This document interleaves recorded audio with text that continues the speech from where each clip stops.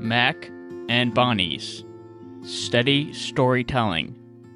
Mac and Bonnie's comes recommended by Anna Muso, who calls it well done with a lot of heart.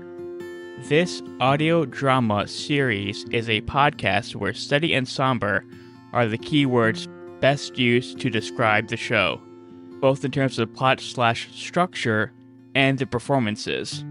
For a story about moving forward and looking back, it's quite unique in almost every way. Quiet performances and somber pacing. The pacing feels slow due to the performances of the actors. The character of Mac, with his melancholic delivery paired together with certain dialogue, make for a different response from the listener. It's oxymoronic in that way. The juxtaposition of a calm, soft-spoken cadence with lines such as, "I'm gonna die if I hear one more story about Barney's wife," a line that's meant to be a joke for the listener, but comes across as desperation from the character. It's not bad, just different. Despite the short duration of the first couple of episodes, it can feel like it drags on in places. The quiet performances of the actors make it more noticeable. An aspect that isn't, at least for me, is the recap of the beginning of episodes. Podcasts such as this are more than likely to be binged as the time commitment is so little.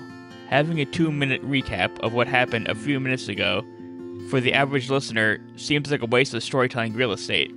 Mac and Bonnie's, a musical without the song and dance. At the time of this writing, there are 4 episodes, with the second one split into 2 parts. That last part of the second episode and the opening of episode 3, aside from both having recaps, give a musical number vibe.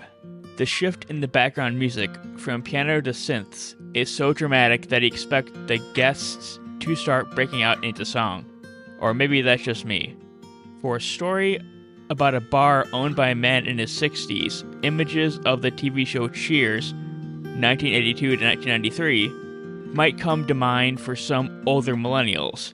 Having not watched the show due to being less than 5 years old at the time it aired, I can't say it resembles Mac and Bonnie's.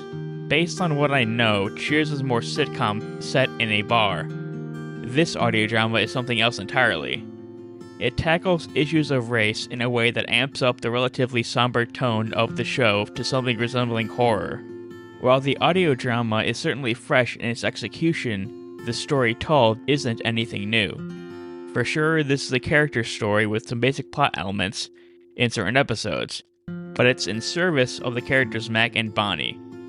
8 out of 10 stars. Goodbye Blue Mondays. Humorous toxic masculinity in a Hunger Games world. Goodbye Blue Mondays may not encapsulate the themes and story with its title. Its take on the Hunger Games lottery setting mechanic makes one slightly nervous, in fact. In these first 3 episodes of 6 total, the only time we hear those words are during the credits. This is a review of the first 3 episodes. A Hunger Games comedy? The show's premise of a lottery happening once a week for people to retire early sounds unrealistic for a modern society. Having the ability to fund such a thing weekly is a bit hard to swallow, even in a far-future science fiction. The setting of Goodbye Blue Mondays is similar to the world of Panem from Hunger Games movies. Simply apply the same intensity found in over-the-top fashion choices to the tone, and you basically describe the people in these first 3 episodes. Instead of a dystopia where everything is bleak, Gregory Bain and his co-director, Logan Donovan, replace it with satire about incels, misogynists, and all-around toxic masculinity. The subject matter may be bleak, though the tone is anything but. A secret misogynist and fall from grace?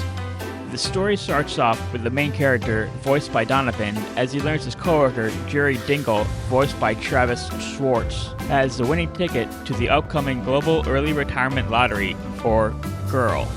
Elliot doesn't believe it, but becomes obsessed about whether he might be telling the truth.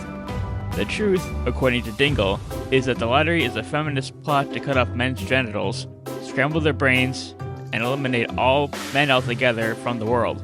GIRL is shrouded in mystery as no one knows what happens to them upon winning. Some people, like Dingle's idol, Clay Johnson, believe in the outlandish thing written above.